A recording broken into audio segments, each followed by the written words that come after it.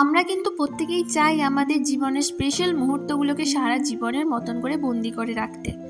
তবে আগে কিন্তু এরকম সুযোগটা ছিল না।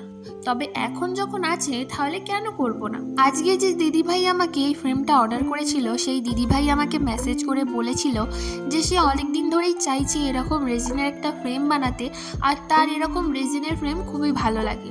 আর বিশেষ করে যেগুলোতে রোজ পেটালস দেওয়া থাকে সেগুলো আরও বেশি সুন্দর লাগে। আর দিদিভাই আমাকে তার বাজেটটা জানিয়েছিল, আর তার সাথে একটা রেফারেন্স ফটোও শেয়ার করেছিল, আর বলেছিল যে সেটা দেখে সেটার মতোই করে দিতে। এবার আমার যদি মনে হয় কিছু অ্যাড করার জন্য, তাহলে আমি যেন আমার মতন অ্যাড করে দিই। আর আমি সবসময় চেষ্টা করি যে সেটাকে কিছুটা তার মতন রেখে আর কিছুটা আমার মনের মতন করতে, কারণ আমার কারো জিনিস কপি করতে ভালো লাগে না। আর দ্বিতীয়ত কোনো জিনিসই পুরোপুরি কপি হয়ও না, তাই জন্যে আমি এখানে কিছুটা আমার মনের মতন রেখেছি আর কিছুটা সেই রেফারেন্স মতোই রেখেছি। তো দিদিভাইয়ের কিন্তু এই ফ্রেমটা খুবই পছন্দ হয়েছে, আমার নিজেরও কিন্তু খুবই পছন্দ হয়েছে।